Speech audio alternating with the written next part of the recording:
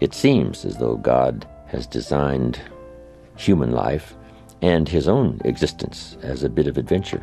First creating all the angels according to the storyteller, and we might surmise, what was that for? Maybe he didn't want to be alone, or maybe he wanted to create some kind of adventure for himself. Made one of the angels, the storyteller says, the most famous, the most beautiful, the leader.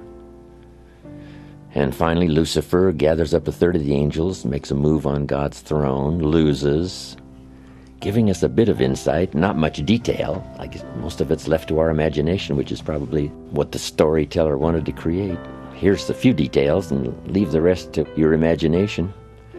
So it seems like in the beginning, before the beginning, God, it seems, was interested in adventure. But I guess if you boil it down to something very simple, it says, would it be possible to win if you couldn't lose? And almost everybody says, well, no, it doesn't seem possible that you could win if you couldn't lose.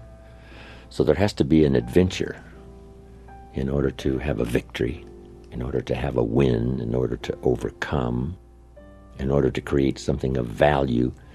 You must keep pulling positively against the negative forces, but that's what creates the adventure.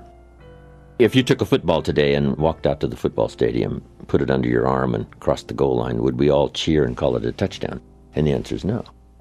It's not a touchdown until you face the 300-pounders who want to smash your face in the turf. And if you can muscle by them, dance by the secondary, cross the goal line with the football under your arm, now we call it a touchdown, maybe a championship. But not without the conflict.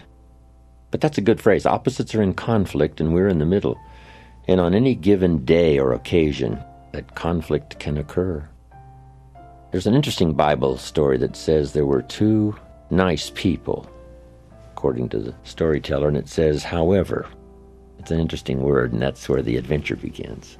However, one built his house on the rock, and the other built his house on the sand.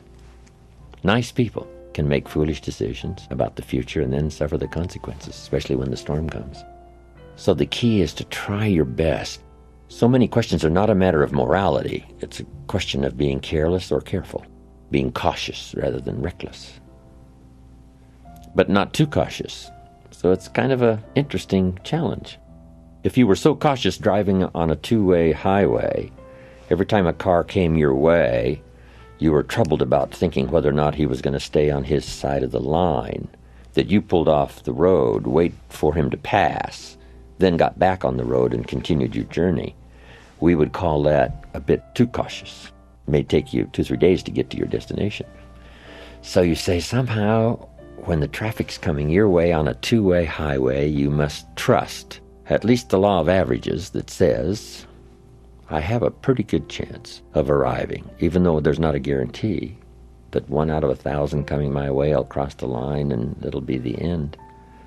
So we do have to be cautious, but not too cautious, and let those daily experiences lead us into a better life, a better month, a better year. I arrived on an airplane flight once, and the flight attendant came on and said, ladies and gentlemen, you have now completed the safest part of your journey. From now on, it gets dangerous. Fasten your seatbelt. I thought that was interesting. You've now completed the safest part of your journey. According to statistics, for the miles covered, it's the safest way to go. So now you have to be cautious but not overcautious, careful but not obsessively careful. Might be safer just to huddle in your house and stay home, but you can't do that. You have to get out and participate and trust that today the law of averages hopefully is going to work in my favor. I've got work to do, and let's go. Thank you for watching. Please like, subscribe to our channel,